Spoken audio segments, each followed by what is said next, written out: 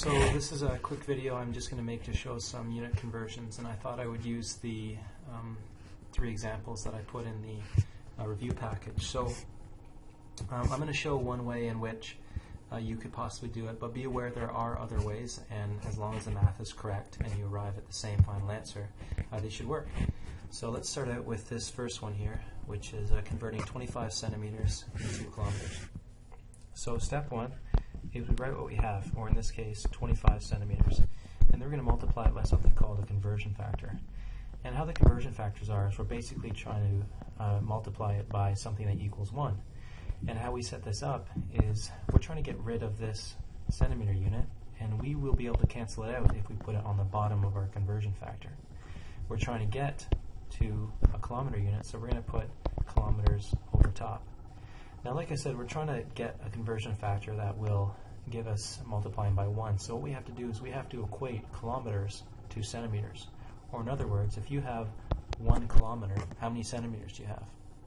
Well, I know that if I have 1 kilometer, I have 1,000 meters. And if I have 1 meter, I have 100 centimeters. So actually 1 kilometer is equal to 100,000 centimeters. So I can write that that is actually 100,000. I'm going to do that now. 100,000. And in previous examples in the class, I've shown it using scientific notation. I could have also written, 1 times 10 to the 5, and that would also work. But anyway, let's continue with this example. So if I actually just complete my little equation I set up, I'm multiplying 25 centimeters by 1 kilometer divided by 100,000 centimeters. So my units are actually going to cancel, so I can do that right away. And the units that I'm left with is kilometers. So I'm going to go ahead and write kilometers right here. And then what I'm left with is 25 over 100,000. So my next step is actually you can use your calculator, you can use powers of 10, but my next step is actually to take 25 and divide it by 100,000, which is going to give me a unit rate.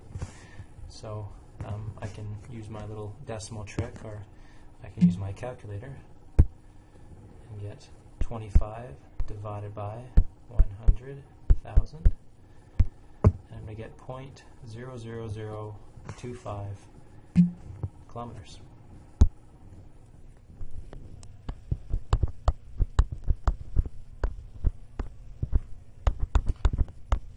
So let's think about, does this make sense? Well, a kilometer is really huge and a centimeter is relatively small, so yeah, that makes sense. If I have 25 centimeters, I have 0.00025 kilometers. Okay, let's move on to the next example. So here I have 2 units, so I'm trying to go from milligrams to liters, and I have liters, and I'm trying to go to liters as well. So in this case, the process is exactly the same. So I have 30.0 milligrams per 1 liter. I don't write the 1, but we know it's 1 liter. And I'm going to still set up my conversion factor. And in this case, I have liters already, so I don't have to do anything there. But I'm trying to get rid of milligrams and get grams. So what I'm going to do is I'm going to set milligrams at the bottom, because it's going to cancel out the milligrams at the top, and write grams at the top, because that's what I want to end up with when I multiply out. So if I have 1 gram, that means I have 1,000 milligrams. And how I know this is I can check that prefix table that was handed out in class and see that 1 milligram is 10 to the negative 3 grams.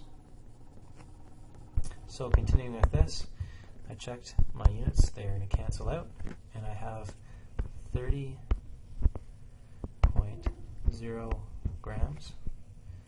And divide that by 1,000 liters.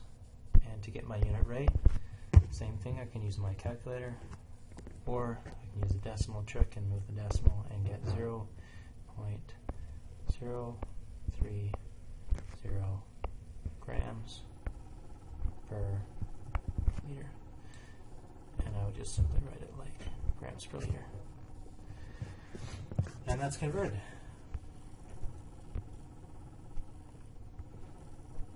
Okay, I think I'll stop this now, and I'll put a part 2 video up for the rest of the questions, just in case you want to try those on your own and then check your answers later.